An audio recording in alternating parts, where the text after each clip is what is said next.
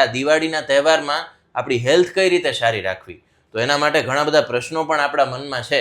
મેં પણ અહીંયા મોટું લિસ્ટ બનાવ્યું છે, પણ મારી પાસે પણ એના જવાબ નથી, કેમ કે મને ખ્યાલ નથી કે હેલ્થની જાળવણી છે એ દિવાળી દરમિયાન કેવી રીતે કરવી.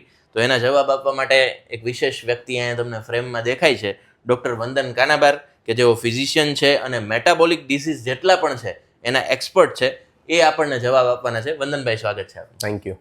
હવે દિવાળીનો તહેવાર એવો છે કે બહુ મોટી ચેલેન્જ હોય. ક્યાંય બી જાય એટલે આગ્રહ વધી જાય કે નાના મીઠાઈ તો આટલી લેવી જ પડશે ને આટલું તો તમારે ખાવું જ પડશે ને અમે સ્પેશિયલ તમારા માટે લઈ આવ્યા છીએ.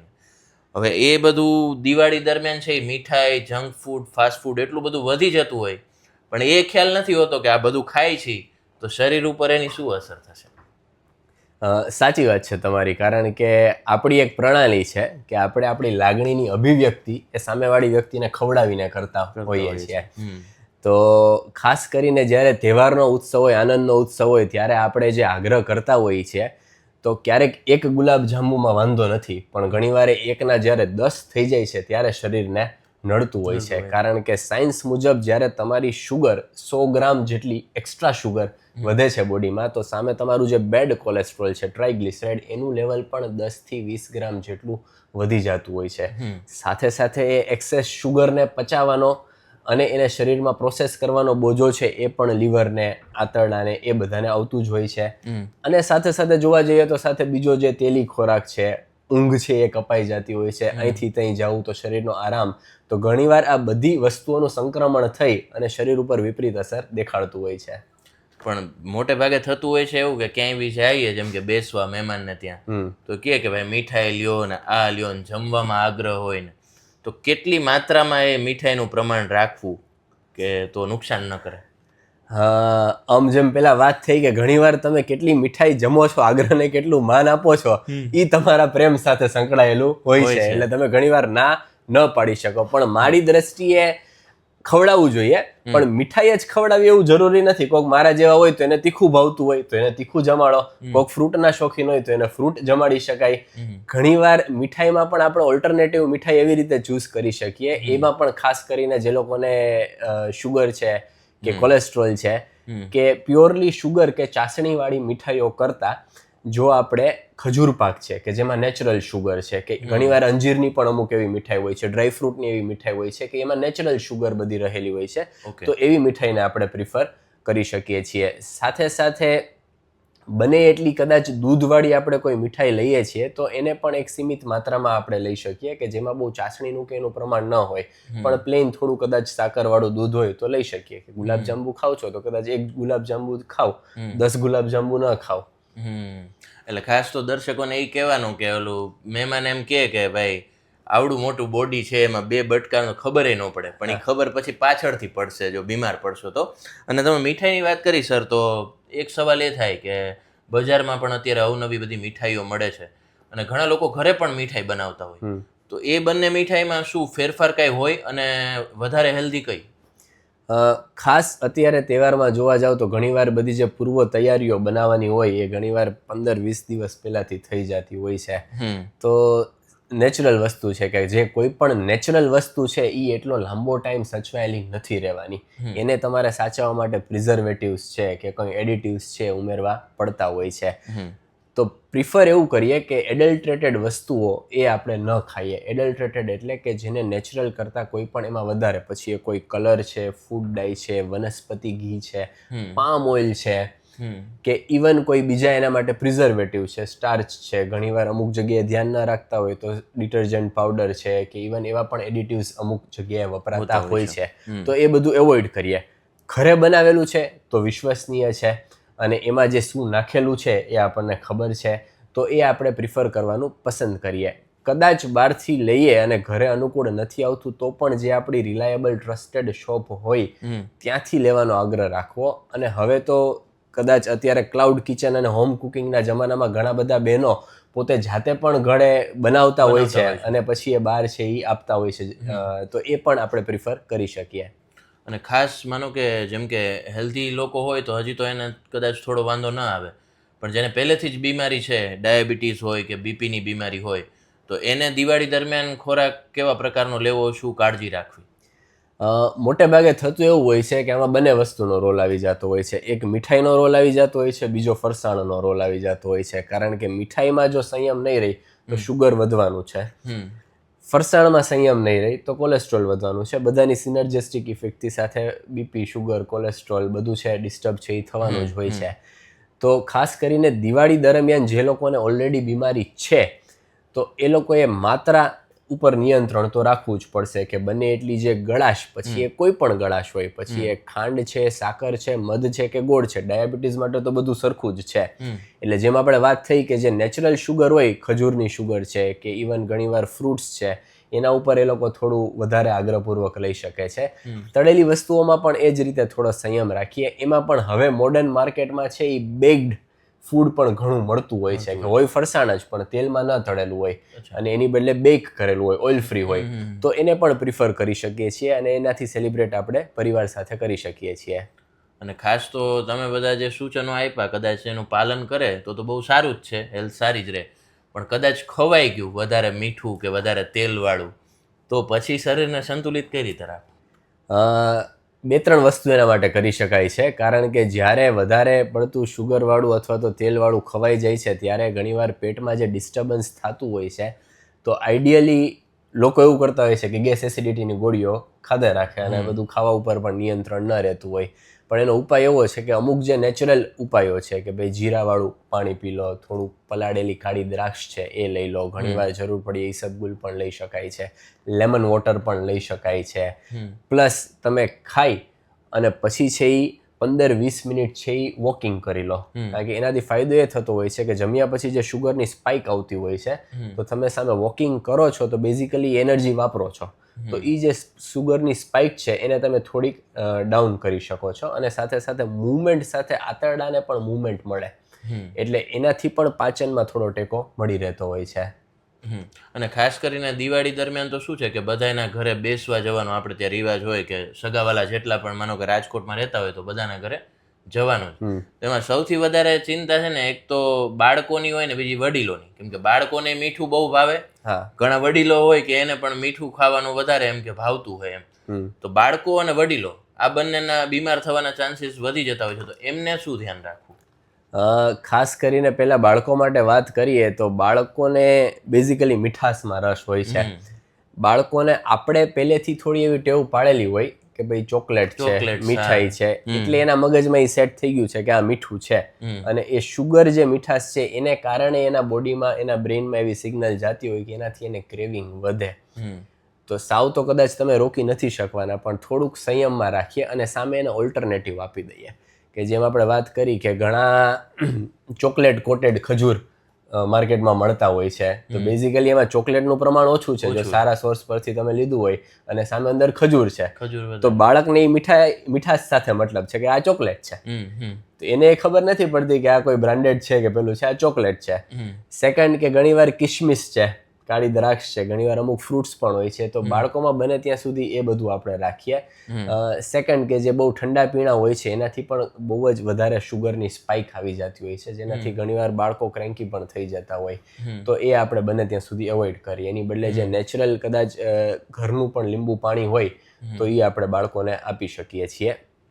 સામે વડીલોમાં છે તો વડીલોને સહેજે જ પાચન શક્તિ થોડી નબળી થઈ જતી હોય છે, તો વડીલોમાં પણ ખાસ ધ્યાન એ રાખીએ કે જે તળેલી વસ્તુઓ છે એ બને એટલી ઓછી ખાઈએ, તીખાસવાળી વસ્તુઓ છે એ બને એટલી ઓછી ખાઈએ અને કદાચ આ જો ખાઈ લઈએ છીએ તો આપણે જેમ વાત કરીએ એમ થોડું વોકિંગ પાછળથી કરી લેવું અથવા તો માનો કે સૂંઠવાળું કે જીરાવાળું પાણી છે એ ગ્રહણ કરી લેવું જોઈએ. ઓકે. અને ઘણી વખત કેવું હોય કે હેલ્થનું ધ્યાન તો બધા રાખતા જ હોય પણ બધાની એ જ ફરિયાદ હોય કે એમ સરસ મજાનું મારું ડાયટ ચાલે છે, એમાં પછી દિવાળી આવી ને તો બધું વિખાઈ ગયું એમ.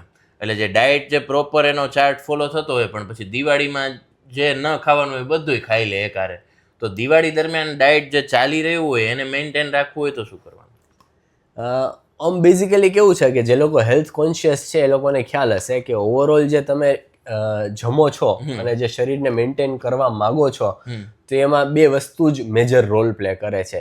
એક, તમે કેટલી કેલેરી કન્ઝ્યુમ કરો છો અને સેકન્ડ કે તમારો પ્રોટીન ઇન્ટેક કેટલો છે. તો હવે આ બે વસ્તુ પર થોડી વાત કરીએ તો તમે જ્યારે દિવાળીમાં કેલેરી ઇન્ટેક વધારો છો તો એનો બીજો ઉપાય એ છે કે સામે એ કેલેરી ઇન્ટેક બાળો. કદાચ 2-3-4 દિવસ તમે કદાચ એ કેલરી ઇન્ટેક વધારેલો છે, કાંઈ વાંધો નહીં, તો પછી પાછળથી એને બેલેન્સમાં લઈ આવવા માટે તમે જે physical activity, exercise, walking, jogging, gym, swimming જે પણ કરતા હોય તેના ઉપર પાછું ફોકસ આપો. અને એ દિવસો દરમિયાન પણ આપણે જેમ વાત થઈ એમ કે જો શક્ય બને તો થોડું થોડું વોકિંગ કરવાનું રાખીએ તો પણ આપણને બેનિફિટ થતો હોય છે. સેકન્ડ, કે જે પ્રોટીન ઇન્ટેક છે, કે ઘણીવાર તમે જે શુગર ખાતા હો છો એના જોડે જોડે તમે પ્રોટીન ઇન્ટેક વધારી દો. ઘણા પમ્પકિન સીડ્સ છે કે વોટરમેલન સીડ્સ છે કે ઇવન જો સારું રિલાયેબલ પનીર છે, કઠોળ છે, આ બધી વસ્તુને જોડે લો તો પણ જે શુગરની સ્પાઇક આવતી હોય, કેલરીઝ હોય, એ થોડી બેલેન્સ આઉટ તમે કરી શકતા હો છો. અને માનો કે હવે દિવાળીમાં છે એ વોકિંગ ના થાય, હવે એવાય હશે ને ઘણા, આપણે તો દર્શકો બધા ટાઈપના જોતા હશે, કદાચ આટલું બધું તમે કીધું છતાંય કાંઈ ધ્યાન ન રાખી શક્યા, દિવાળી પૂરી થઈ ગઈ અને પછી હવે એ પાછું જે બધું ખવાઈ ગયું છે અને કદાચ કાંઈ બીમાર થાય તો પછી પાછું તંદુરસ્ત સ્થિતિમાં આવવા માટે શું કરવું?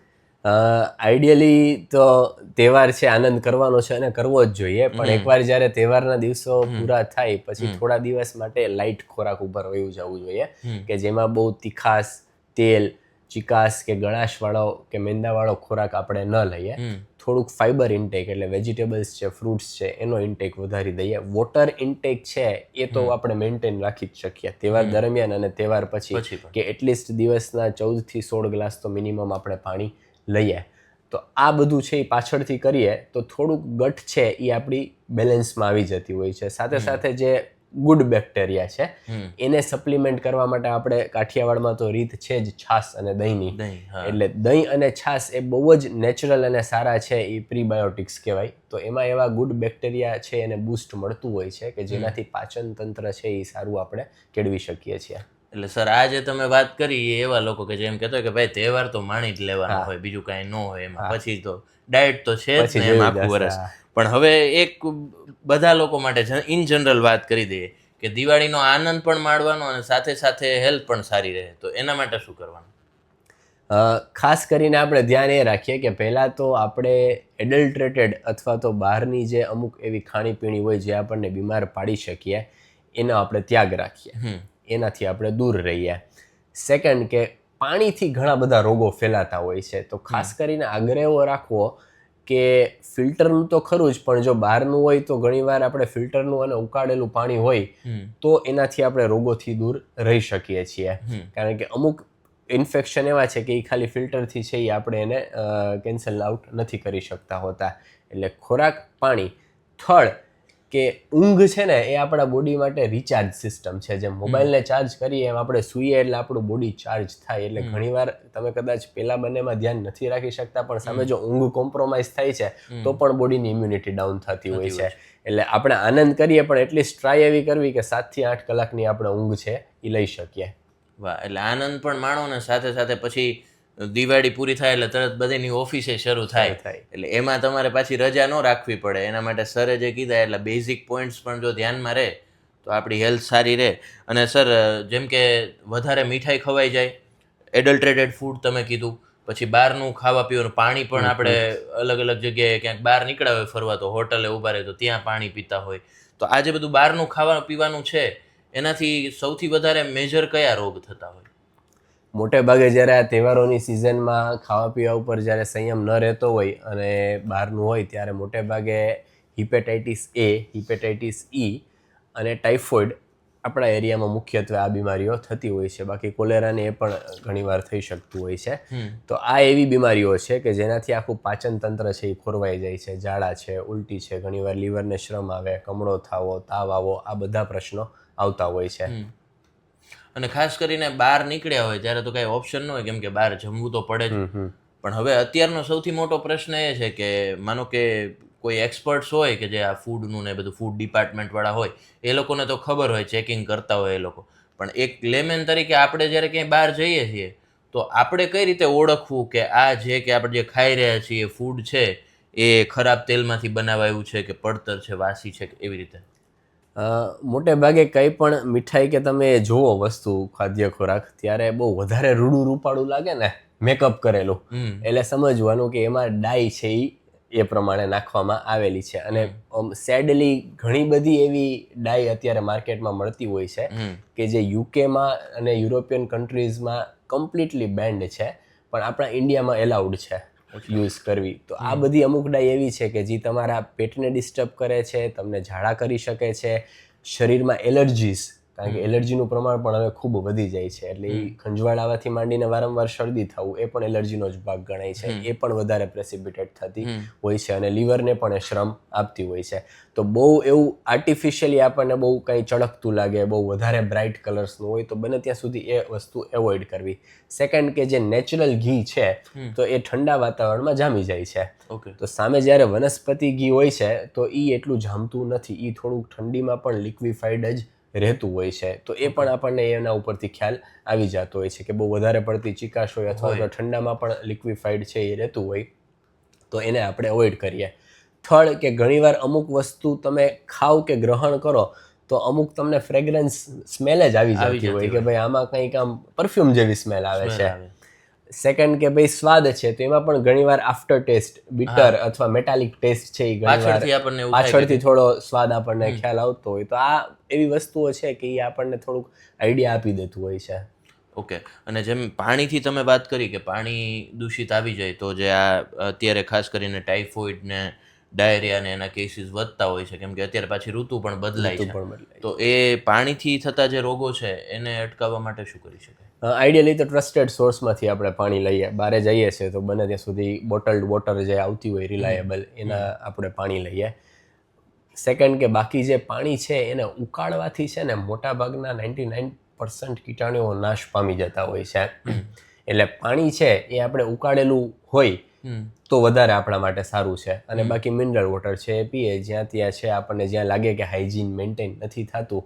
તમે કોઈ એવી જગ્યાએ જ જમો છો અથવા એવી જગ્યાએ જમો છો કે તમને ખ્યાલ આવી જાય કે અહીંયા પાણી ફિલ્ટર નહીં જ થતું હોય, આપણને ખ્યાલ આવી જ જતો હોય તો ત્યારે કદાચ જીભને કંટ્રોલમાં રાખી અને આપણે કંઈક બીજો ઓલ્ટરનેટિવ ગોતીએ. ખાસ કરીને વારંવાર આ પ્રકારે જેને વધારે બહારનું ખાવા પીવાનું રહેતું હોય તો લીવર કે ઇન્ટેસ્ટાઇન પર એની શું અસર થાય લાંબા ગાળે? એક છે ને બીમારી છે ફેટી લીવર, તો બધાએ સાંભળ્યું જ હશે ને ઘણા બધાને હશે પણ ખરા. તો એવી રીતે non alcoholic fatty liver disease કરીને એક બીમારીનું પ્રકાર છે કે જેનું પ્રિવેલન્સ હવે ખૂબ વધી રહ્યું છે કે લગભગ 6 થી 7 લોકોમાંથી એક વ્યક્તિને આ હોય છે. આગળ જતાં આ છે એ લીવર ફેલિયરમાં પણ પરિવર્તિત થતું હોય છે. લીવર કેન્સર પણ આનાથી થઈ શકતું હોય છે. આનું મેઇન બેઝિક કારણ છે મેટાબોલિક ડિસ્ટર્બન્સ, એટલે કે જ્યારે તમારા શરીરમાં શુગર છે, કોલેસ્ટ્રોલ છે, આ બધાનું ડિસ્ટર્બન્સ થતું હોય, ઇન્સ્યુલિન રેઝિસ્ટન્સ આવી જતું હોય તો એને કારણે છે આ રોગ થતો હોય છે. સેકન્ડ કે જે આંતરડા છે એમાં પણ હવે તમે સાંભળ્યું હશે કે ઘણા લોકોને આઈબીએસ છે. તો આઈબીએસ એટલે કે ઇરિટેબલ બાવેલ સિન્ડ્રોમ. તો એ એવી વસ્તુ છે કે જ્યારે તમે અયોગ્ય ખોરાક શરીરમાં વારંવાર જાય છે, આંતરડાની જે કેપેસિટી છે ખોરાકને પચાવવાની, યુટિલાઇઝ કરવાની એ ડિસ્ટર્બ થઈ જતી હોય છે તો એને કારણે આ રોગ પણ વધી જતો હોય છે. થર્ડ કે આ બધાના સમન્વયે હવે આજકાલ એલર્જીસ પણ ખૂબ વધવા લાગી છે કે જેને જોવો એને તમે એમ લાગે કે કાં ખંજવાળ આવતી હોય, કાં છે એ મજા ના આવતી હોય, કાં અછબડા છે એવું વારંવાર નીકળી જતા હોય, શરદી વારંવાર થઈ જતી હોય. તો આ બધી જે ફૂડ રિલેટેડ એલર્જીસ છે એ પણ વધતી જતી હોય છે. અને સ્વાભાવિક છે કે જો ધ્યાન નહીં રાખીએ તો વહેલું, કારણ કે હવે જે પહેલાં 60 વર્ષે બીપી આવતું હતું એ 30 વર્ષે આવે છે. જે 60 વર્ષે શુગર આવતી હતી એ 35-40 વર્ષે આવી જાય છે. અને તમે જોતા જ હશો કે ઘણીવાર 35-40 વર્ષના લોકોને પણ હાર્ટ એટેક આવી જાય છે. તો એ તંદુરસ્તી માટે આપણે ધ્યાન તો રાખવું જ પડશે અત્યારથી. એટલે આ જે રોગ છે એના વિશે તમે વાત કરી, એટલે ઘણા બધા લોકોને એમ હોય કે જે આલ્કોહોલનું સેવન કરતા હોય એને જ. ના, એવું નથી. Yes, exactly. આ એવું નથી, કારણ કે આલ્કોહોલ એ પોતે એક રિસ્ક ફેક્ટર છે પણ આ અયોગ્ય ખોરાક, શુગર, ફેટ જે બહારથી ખાવ છો એ આના માટે રિસ્પોન્સિબલ છે. ઓકે. અને ઘણી વખત કેવું હોય કે માનો કે વધારે ઓવર ઇટિંગ કરી દે પછી કે પાચન ન થાય તો એ પાચન ક્રિયા સુધારવા માટે ઘણા લોકો દવા લઈ લેતા હોય સીધી જેમ. પણ દવા વગર પાચન ક્રિયા સારી બને એના માટે શું કરવું જોઈએ?